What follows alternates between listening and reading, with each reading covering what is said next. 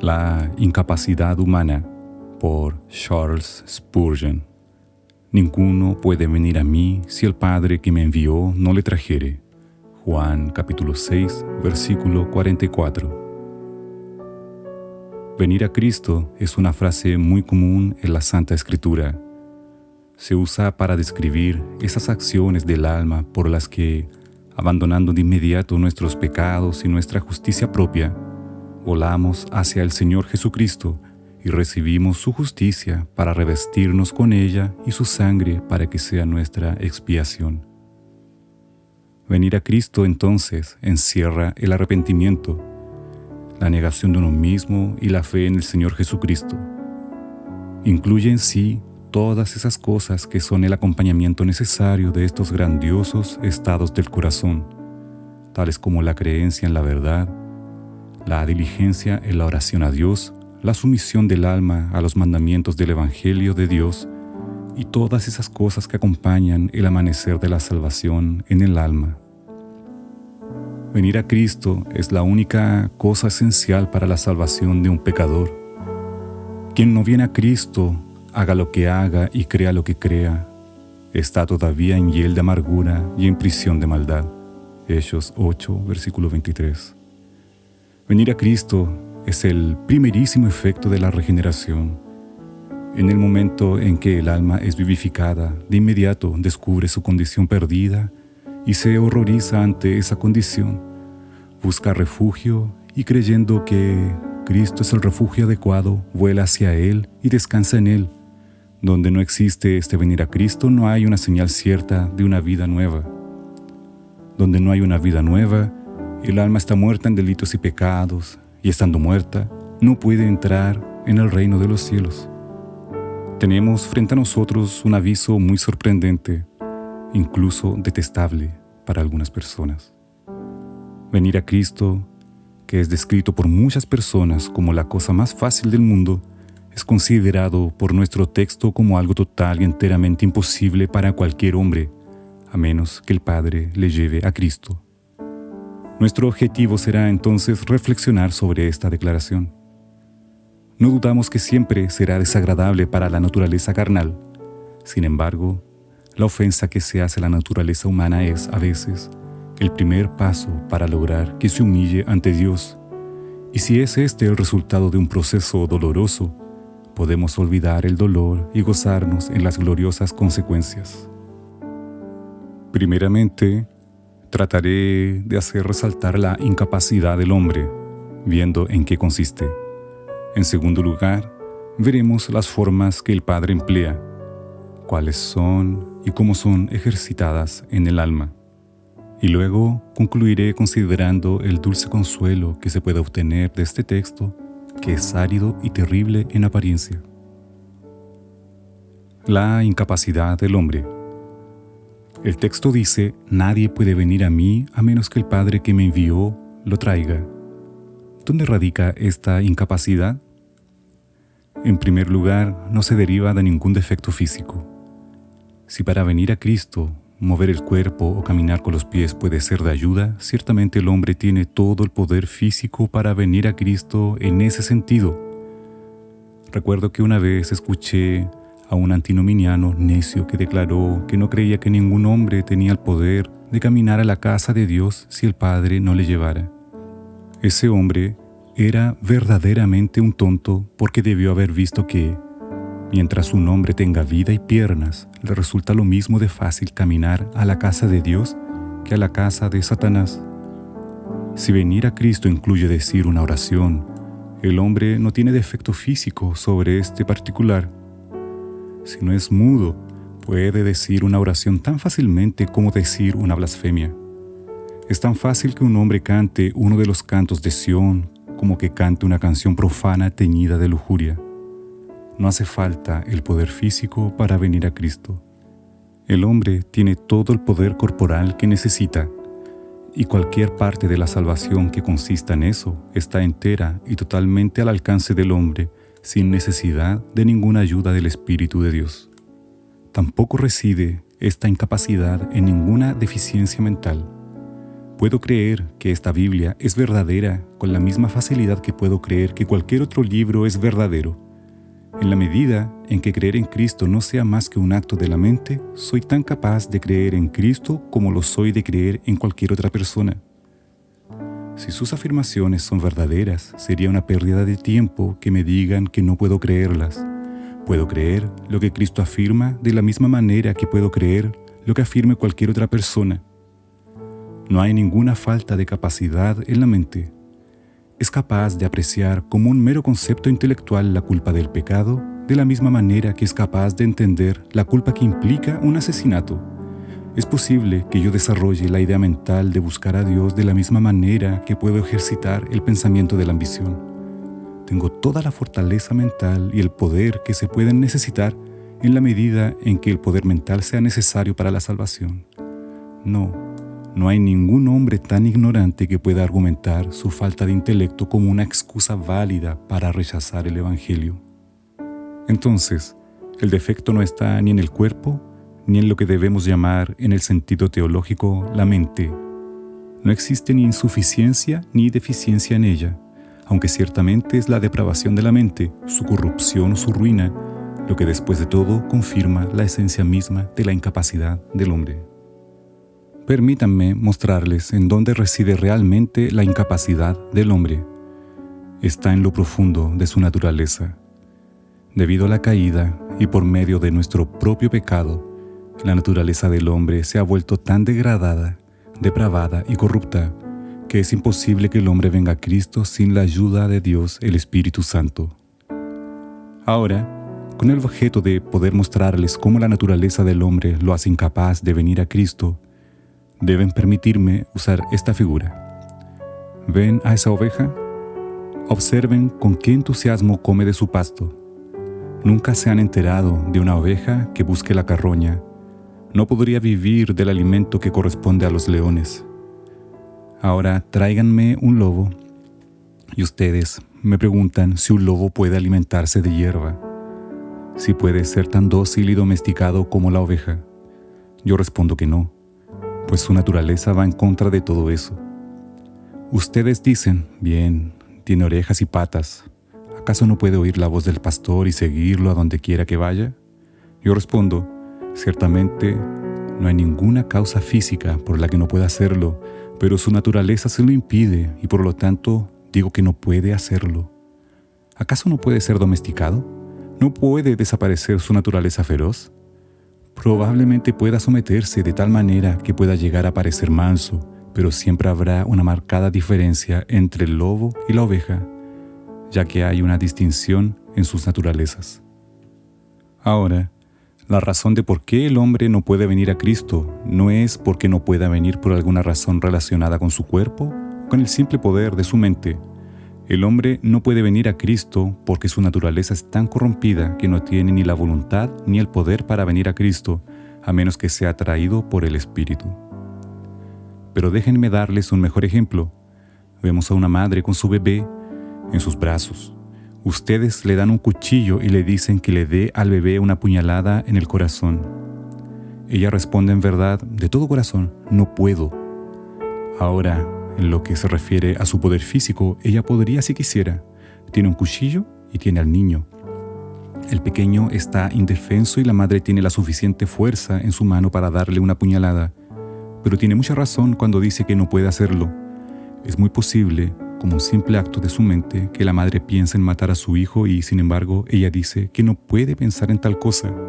Y no miente cuando dice eso porque su naturaleza de madre no le permite hacer algo frente a lo cual su alma se revela. Simplemente, debido a que es la madre del niño, ella siente que no puede matarlo. Sucede lo mismo con el pecador. Venir a Cristo es tan detestable para la naturaleza humana que, aunque los hombres podrían venir a Cristo si quisieran, al menos en lo que concierne a las fuerzas físicas y mentales, y estas, por cierto, tienen una muy reducida esfera de acción en la salvación. Es estrictamente correcto decir que ni quieren ni pueden venir, a menos que el Padre que ha enviado a Cristo les traiga. Vamos a profundizar más en este tema, tratando de mostrarles en qué consiste esta incapacidad humana en sus más mínimos detalles. En primer lugar, tenemos la rebeldía de la voluntad humana. Oh, dice el arminiano, los hombres pueden salvarse si ellos quieren. Respondemos, mi querido Señor, todos creemos en eso, pero es precisamente en el si ellos quieren donde está el problema. Afirmamos que nadie quiere venir a Cristo a menos que sea atraído. No lo afirmamos nosotros, sino que el mismo Cristo lo declara así. Y no queréis venir a mí para que tengáis vida. Juan 5, versículo 40. Mientras ese no queréis venir a mí permanezca en la Santa Escritura, nunca podremos ser convencidos de creer en ninguna doctrina de la libertad de la voluntad del hombre. Es sorprendente cómo la gente, al abordar el tema del libre albedrío, habla de cosas sobre las que no entiende absolutamente nada. Bueno, dice alguien, yo creo que los hombres pueden ser salvos si quisieran. Mi querido amigo, esa no es para nada la pregunta.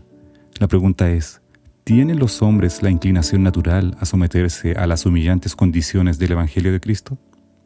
Declaramos, con base en la autoridad de la Biblia, que la voluntad humana está tan desesperadamente inclinada al mal, tan depravada, tan orientada a todo lo que es malo, tan opuesta a todo lo que es bueno, que sin la influencia poderosa, sobrenatural e irresistible del Espíritu Santo, ninguna voluntad de hombre podrá ser obligada a ir a Cristo.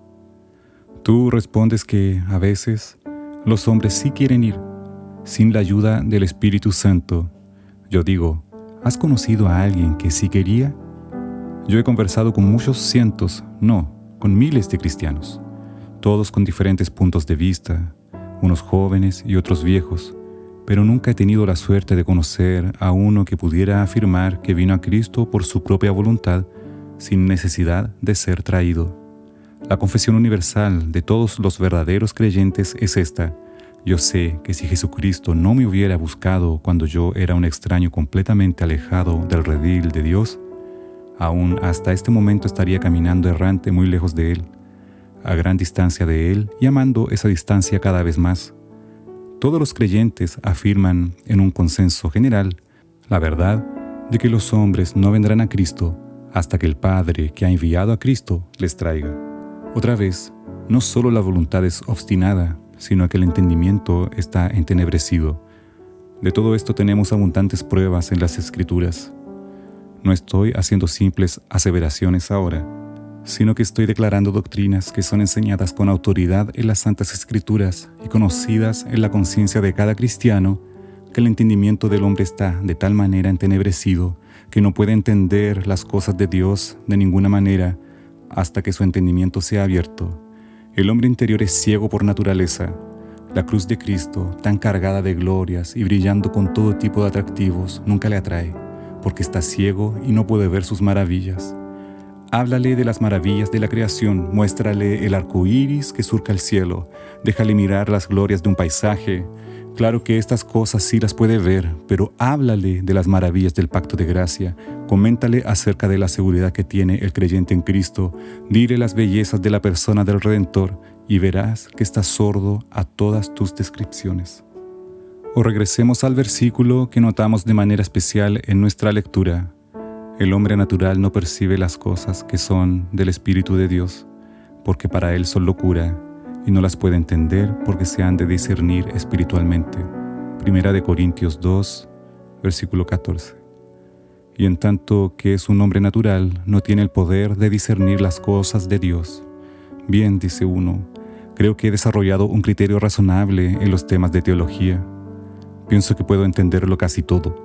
Cierto, puedes haberlo logrado en cuanto a la letra, pero en su espíritu y en una verdadera recepción que penetre hasta el alma y su comprensión verdadera, no puedes haberlas logrado a menos que hayas sido traído por el Espíritu.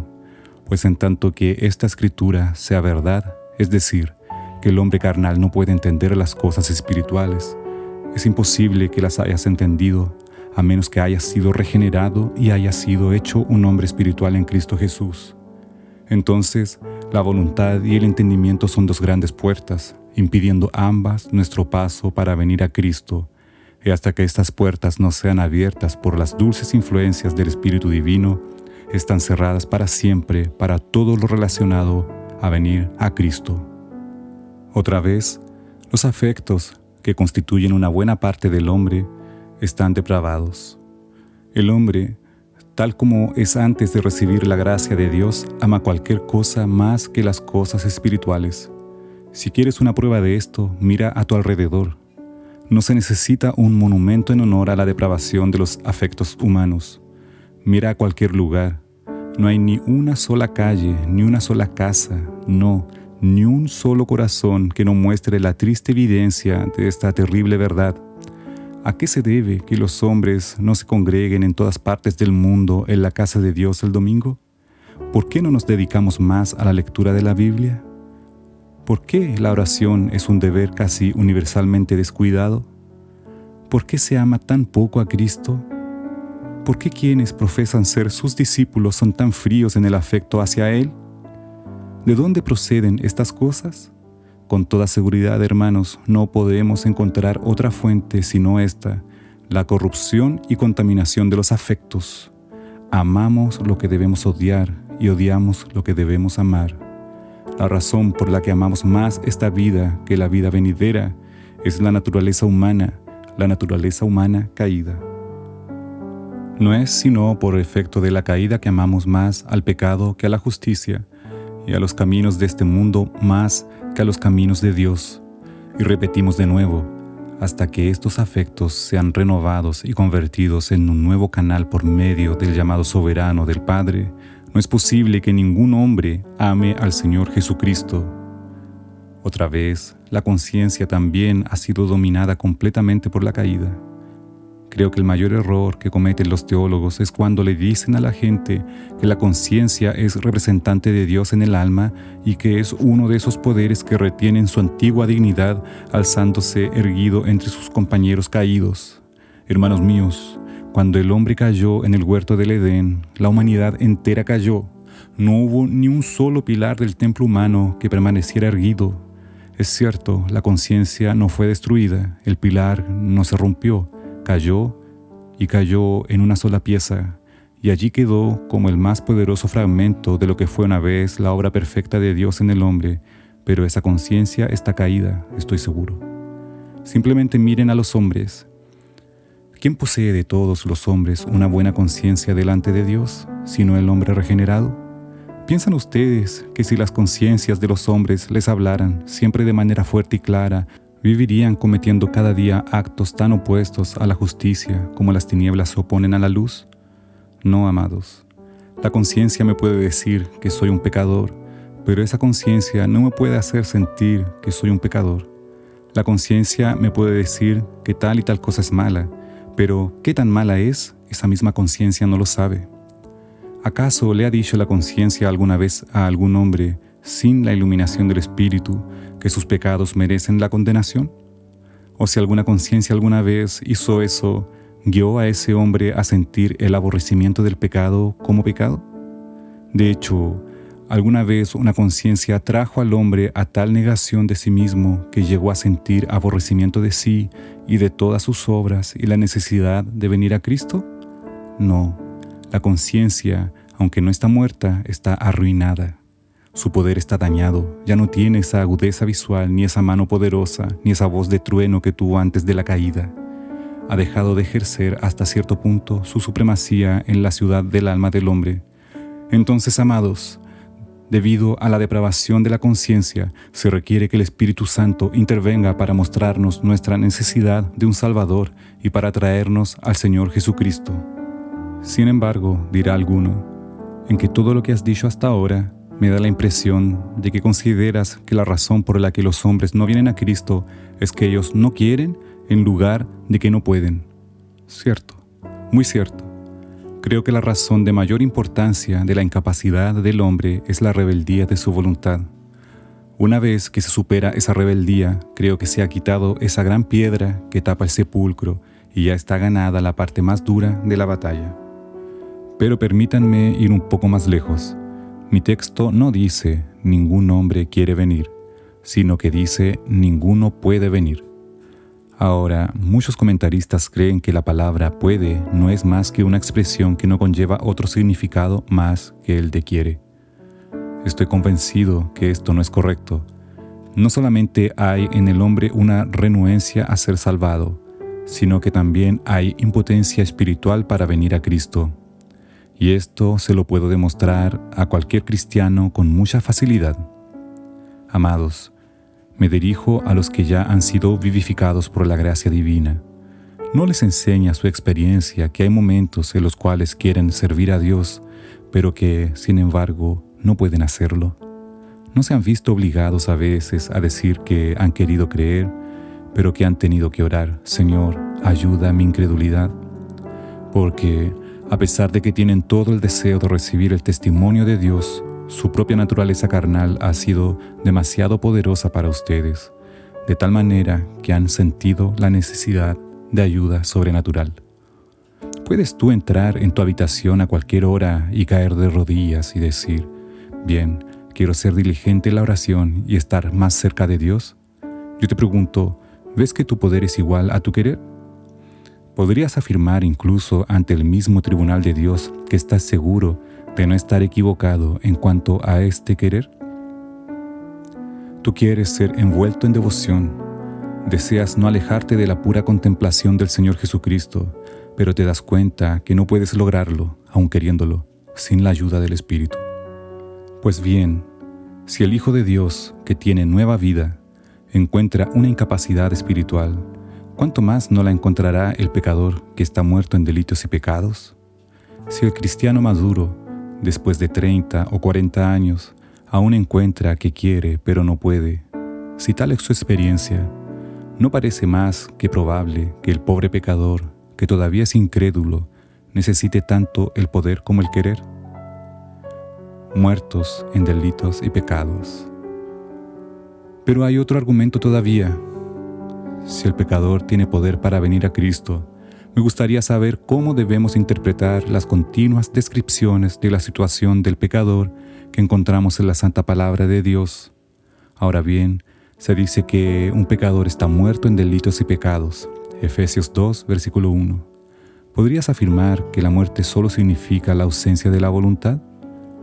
Ciertamente un cadáver es tanto incapaz como renuente. ¿O acaso no ven todos los hombres que hay una distinción entre querer y poder? ¿No podría ese cadáver ser lo suficientemente revivido para tener voluntad y sin embargo ser tan impotente como ni siquiera puede mover su mano o su pie? ¿Acaso no hemos visto casos de personas que han sido suficientemente reanimadas para mostrar evidencias de vida, pero que, sin embargo, han estado tan cerca de la muerte que no han podido hacer el más leve movimiento? ¿No hay una clara diferencia entre dar el querer y dar el poder? Sin embargo, es muy cierto que donde se da el querer, se tendrá el poder.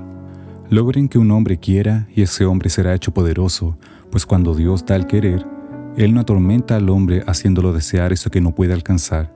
Sin embargo, Dios hace tal división entre el querer y el poder que se ve que ambas cosas son dones muy distintos del Señor nuestro Dios. A continuación, tengo que hacer otra pregunta. Si eso fuera todo lo que el hombre necesita para querer, ¿no se degrada con eso de inmediato al Espíritu Santo? ¿No tenemos la costumbre de dar toda la gloria de la salvación obrada en nosotros a Dios el Espíritu Santo? Pero si todo lo que el Dios, el Espíritu Santo, hace por mí es darme el querer hacer estas cosas por mí mismo, ¿no nos hacemos partícipe en gran medida de su gloria? ¿Y no podría entonces ponerme de pie y decir con toda osadía: es cierto que el Espíritu Santo me dio la voluntad de hacer esto, pero aún así yo lo hice por mí mismo, y por lo tanto yo también puedo gloriarme, y puesto que yo hice todas estas cosas sin ayuda de lo alto, no voy a arrojar mi corona a sus pies. Es mi corona, yo me la gané, y yo la voy a conservar. Mientras en la Escritura se diga que el Espíritu Santo es siempre la persona que obra en nosotros, tanto el querer como el hacer por su buena voluntad, mantendremos como una legítima conclusión que su obra consiste en algo más que en hacernos querer. Por lo tanto, debe haber algo más que la falta de querer en un pecador. Debe haber una real y absoluta falta de poder. Ahora, antes de dejar este tema, permítanme decirles esto. A menudo se me acusa de predicar doctrinas que pueden hacer mucho daño. Pues bien, no voy a negar esa acusación, pues no soy cuidadoso cuando respondo a esta materia. Aquí están presentes varios testigos que pueden corroborar que las cosas que he predicado han hecho mucho daño, no a la moralidad o a la iglesia de Dios. El daño se le ha hecho a Satanás. No son uno ni dos, sino muchos cientos los que se gozan en esta mañana de haber sido traídos a Dios. Han sido traídos a conocer y amar al Señor Jesucristo después de haber sido profanos, quebrantadores del día de guardar, borrachos o personas mundanas.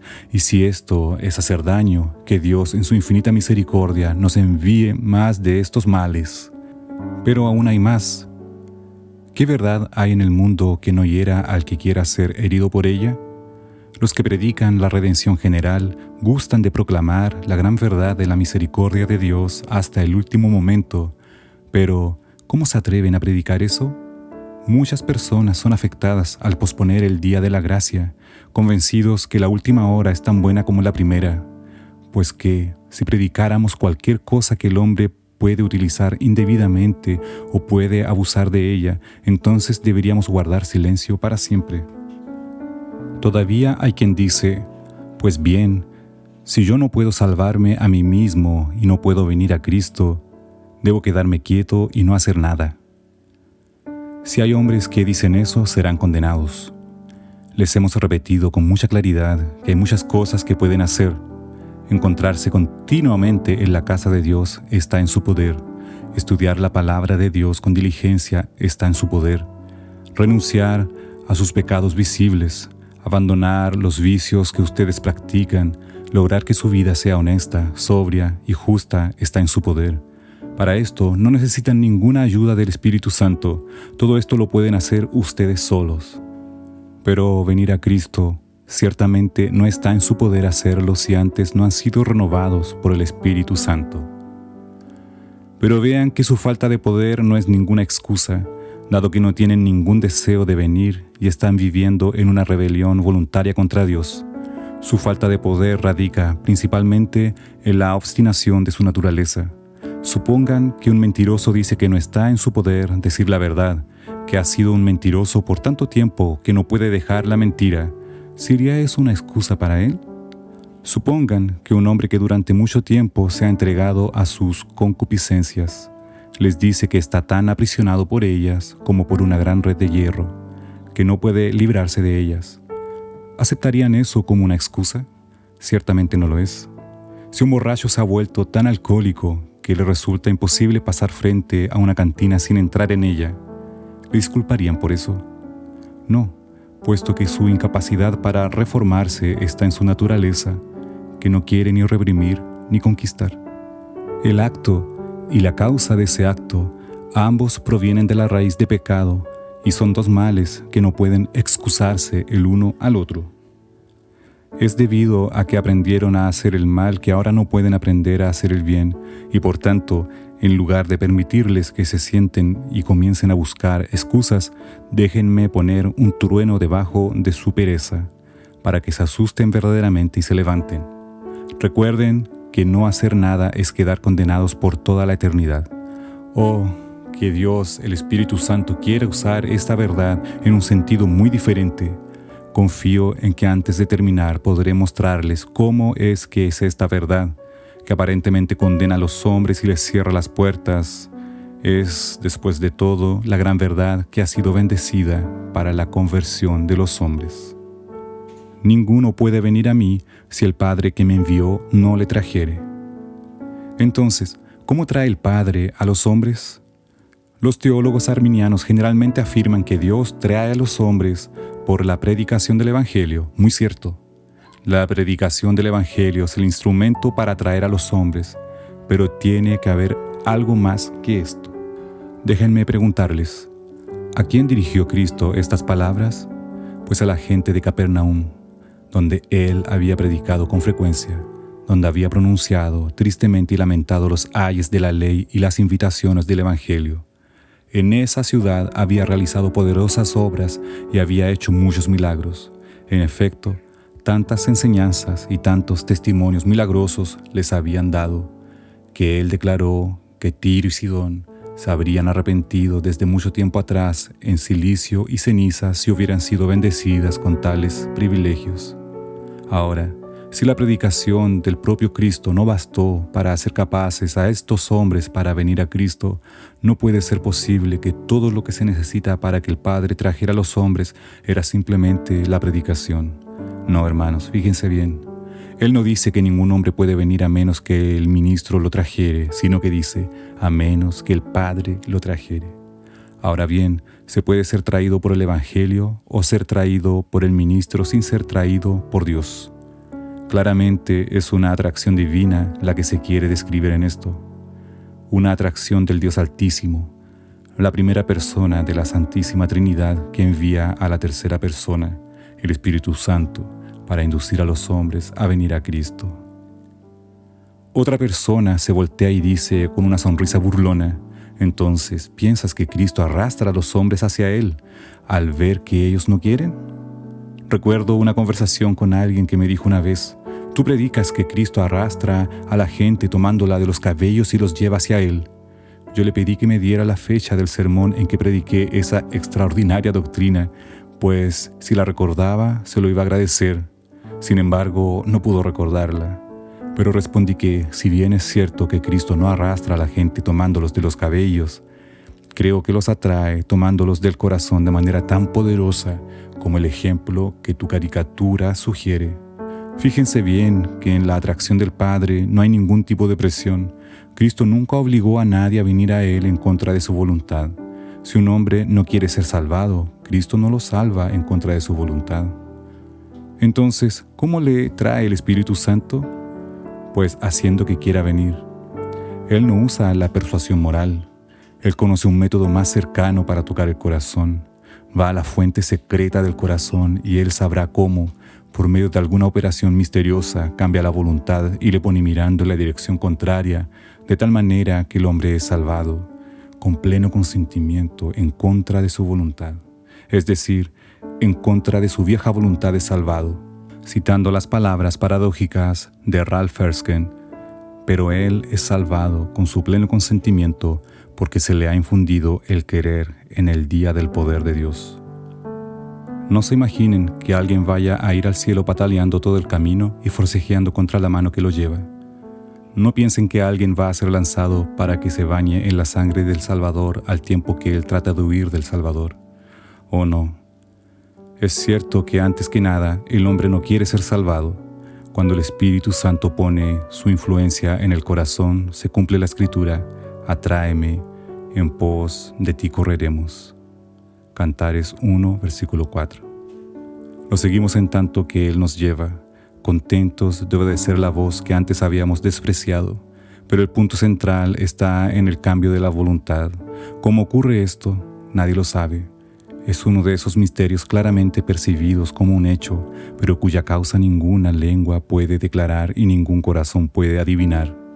Sin embargo, si les podemos decir la manera aparente en que el Espíritu Santo opera, lo primero que el Espíritu Santo hace cuando entra al corazón de un hombre es esto: lo encuentra dotado con una muy buena opinión de sí mismo, y no hay nada que impida tanto a un hombre venir a Cristo como una buena opinión de sí mismo. Dice el hombre: yo no quiero venir a Cristo, yo tengo mi propia justicia tan buena como cualquiera pudiera desearla. Siento que puedo entrar al cielo con mis propios méritos. El Espíritu Santo desnuda su corazón, le permite ver el cáncer repugnante que está allí consumiendo su vida, le descubre toda la negrura y la inmundicia de esa alcantarilla del infierno, es decir, el corazón del hombre. Entonces el hombre se horroriza: nunca pensé que yo fuera así. Oh, esos pecados que yo consideré pequeños han alcanzado una estatura inmensa. Lo que pensé que no era más que un montón de tierra ha crecido hasta llegar a ser una montaña. Lo que no era más que una plantita creciendo en la pared se ha convertido en un cedro del Líbano. Oh, piensa el hombre, voy a tratar de reformarme. Haré las buenas obras que se necesiten para borrar todas mis malas acciones. Entonces viene el Espíritu Santo y le muestra que no puede hacer esto. Le quita el poder imaginario y la fuerza que estaba en la fantasía, de tal forma que el hombre cae de rodillas en agonía y exclama: oh, pensé una vez que podía salvarme por mis buenas obras, pero ahora me doy cuenta que mis lágrimas podrían rodar eternamente. Mi celo podría no conocer el descanso. Mi pecado no puede ser expiado con nada. Solo tú puedes salvar. Señor, debes salvarme.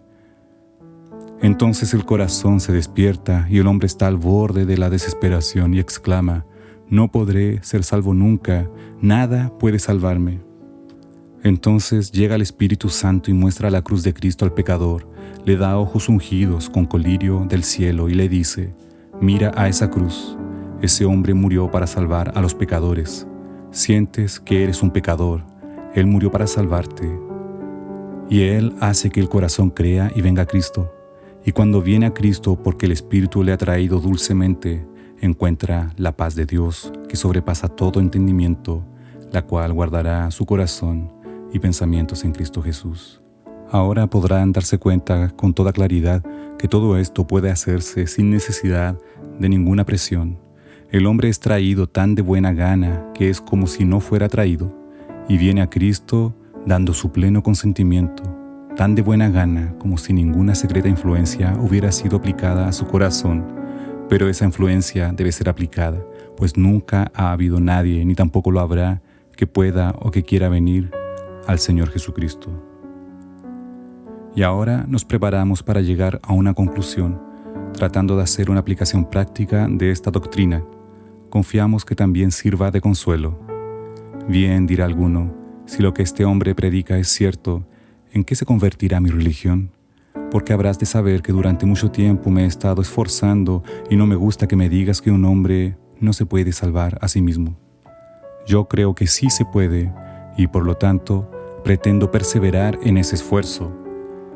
Pero si creo lo que tú dices, debo abandonarlo todo y comenzar de nuevo. Queridos amigos, sería algo muy bueno que lo intenten. No crean que vaya a reaccionar con alarma si lo hacen. Recuerden, están construyendo su casa sobre la arena. Mateo 7, versículo 26 al 27. Y solo es un acto de caridad que yo la sacuda un poco. Les aseguro, en el nombre de Dios, que si su fe no tiene un mejor fundamento que la propia fuerza de ustedes, no podrán resistir el juicio de Dios. Nada durará por toda la eternidad que no haya venido de la eternidad. A menos que el Dios eterno haya hecho una buena obra en su corazón, todo lo que puedan haber hecho será descubierto en el último día en el que se rendirán cuentas. Es en vano que vayan a la iglesia o a la capilla, que observen el domingo, que oren asiduamente. Es en vano que sean honestos con sus vecinos y que su conversación sea siempre honorable. Si tienen la esperanza de ser salvos por medio de estas cosas, es totalmente en vano que confíen en eso. Adelante, sean tan honestos como quieran. Guarden perpetuamente el domingo, sean tan santos como puedan. No los voy a disuadir de hacer estas cosas. Dios no lo quiera. Crezcan en ellas, pero no confíen en ellas. Pues si confían en ellas encontrarán que no funcionan cuando más las necesitan. Y si hay algo más que ustedes crean que pueden hacer sin la ayuda de la gracia divina, entre más pronto se liberen de la esperanza que se pudo haber engendrado así, mejor para ustedes. Pues es una vana ilusión confiar en algo hecho por la carne. Un cielo espiritual debe ser habitado por hombres espirituales y la preparación para entrar allí debe ser realizada por el Espíritu de Dios. Bien, exclama alguno, yo he estado participando de un grupo donde se me ha dicho que yo podía, por decisión propia, arrepentirme y creer, y la consecuencia de eso es que he venido posponiendo esa decisión cada día.